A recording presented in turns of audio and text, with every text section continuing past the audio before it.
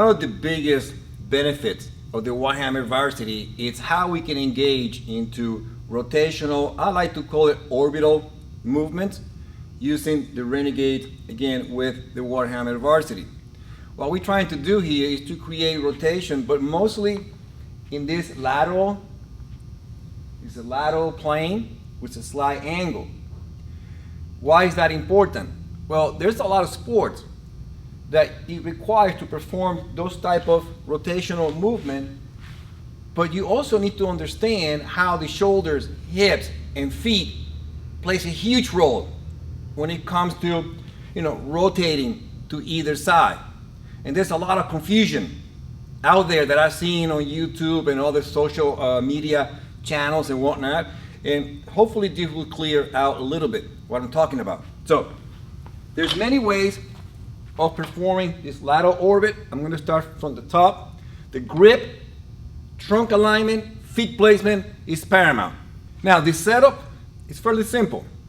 As relate to hand placement, if I'm going to go to my right hand on the ball, left hand on the handle, I'm going to be pretty much on the ball of my feet. Yes, my heel is going to be very low, but body weight is shifted pretty much on the ball of my feet. And I keep an ankle, knee, hip, slight flexion. I'm going to start by turning 90 degrees to make sure my hand is on top of my thigh. That's an indication that I'm in the right spot. Notice that my feet, hips, shoulder, square in this direction. All I'm going to do is a 90-degree angular turn by keeping ankle, knees, and hips slight flex, elbow slight flex, okay? And then from here, I'm just going to swing my arms, but I will start the movement by generating force against the ground, and that force is going to transfer through my hip, trunk, and then through my arms.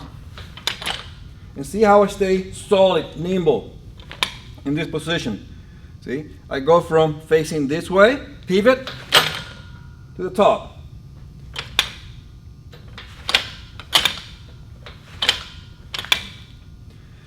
What you see out there is what we call the Frankenstein athlete, where they pretty much nail themselves on the ground, separate shoulder to the hips, lock the elbow, and start doing something like this. Okay? There's a huge problem with that. There's a lot of torsion on the knee, a lot of discomfort on the back. So hopefully the way you already saw how I did it will help you and your client get a better way to understand how to move weight in different orbits. Now we're going to continue with another rotational movement, but it's part of that orbit. Okay? Right now we focus on the first part that goes from this point to this point. And you can do the same by turning to the other side. That will give you a 180-degree completion. But how do you complete the whole circle? Well, we do uppercuts. Well, that's how we call it. Okay? So you get in the universal athletic position, kind of like a shortstop. Okay? You're not too far from the bar, too close or too far. Basically, you are at a point where your arms are pretty much straight up or vertical. Shoulders slightly back. Okay? And again, if I'm going to go to my right hand on the ball. Okay, left hand on the handle.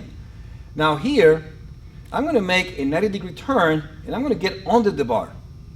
Okay, I'm going to swing the bar in an angular turn, and I'm going to stop until my fist is facing my face.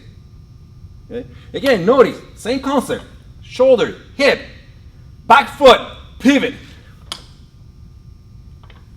It's a rotational movement, but I'm not separating my shoulders to my hips. By looking at the uppercut, you see how many movements we do in sports, in athletics, that requires that shoulder, hip, back foot, cylindrical effect that can be learned in the weight room with simple devices like the Renegade, the bar, and the War Hammer.